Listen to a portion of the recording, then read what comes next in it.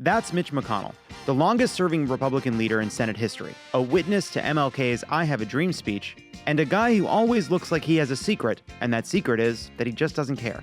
Addison Mitchell McConnell Jr. was born in 1942 in Sheffield, Alabama. At 2 years old, McConnell was struck with polio. His mother drove him to a treatment facility opened under Democrat Franklin D. Roosevelt in Warm Springs, Georgia, where he was nursed back to health. In 1956, McConnell's family moved to Louisville, where he began his political career as his high school student council president. Later, he was a member of the Phi Kappa Tau fraternity at the University of Louisville College of Arts and Sciences, where he graduated with honors in 1964. Which is weird because he doesn't look like a frat guy so much as the frat guy's accountant, who might be skimming a little off the top because he's mad they have girlfriends. At 22 years old, McConnell interned for Senator John Sherman Cooper of Kentucky, which solidified his Senate aspirations. After interning here, I thought I ought to at least give it a shot if I ever had a chance, McConnell said. In 1967, in the midst of the Vietnam War, McConnell graduated from the University of Kentucky's law school. He then enlisted in the U.S. Army Reserve, but McConnell avoided combat, and his discharge has been the subject of controversy. He claims he was discharged for an eye problem, though it seems like the real problem was seeing himself go to Vietnam. In reality, McConnell was discharged 5 days after Senator John Sherman Cooper, his old boss, pulled a few strings for his former star intern. Cooper sent a letter to the general in command of Fort Knox. Mitchell is anxious to clear post in order to enroll at NYU. Please advise when final action can be expected, the letter said. But McConnell never enrolled at NYU.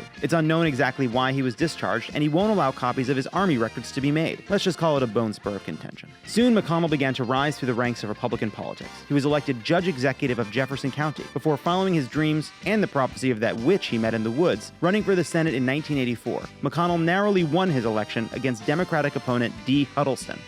No wonder he's running from his record, but he can't run forever. We got you now, Dee Huddleston. Switch to Mitch McConnell for U.S. Senate. McConnell started out as a centrist Republican. He reportedly supported abortion rights, employee unions, and he even backed Gerald Ford over Ronald Reagan before he came to the Senate. But somewhere along the way, he morphed into this.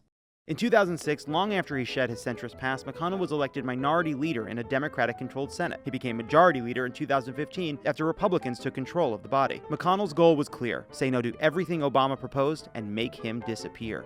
Our top political priority over the next 2 years should be to deny President Obama a second term.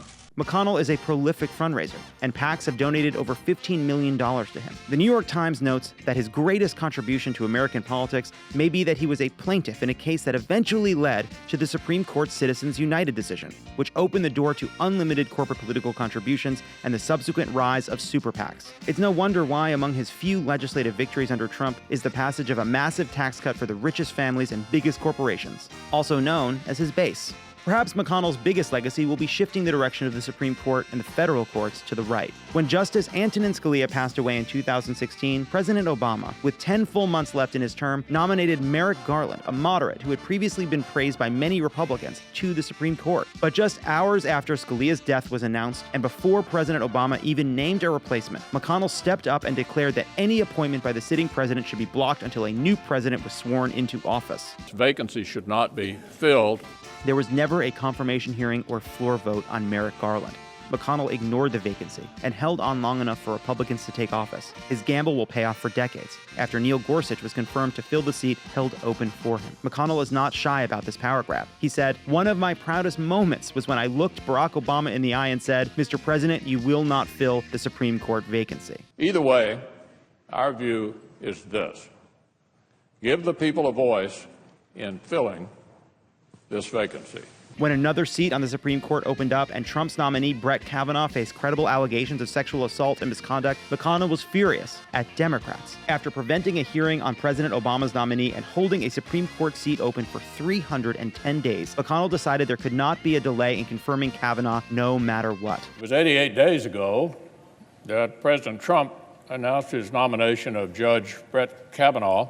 Thanks in part to McConnell's tactics, President Trump has made 2 lifetime appointments to the Supreme Court, an impact that will last long after McConnell throws in the towel, which may or may not have a Confederate flag on it. ProPublica notes, the impact of the Scalia seat was made plain again as the court issued 5-4 rulings in favor of Trump's travel ban and anti-abortion groups and against public employee unions, which are the same unions McConnell was for in the 70s. Anything to win. McConnell prides himself on the Supreme Court judges he helped usher in.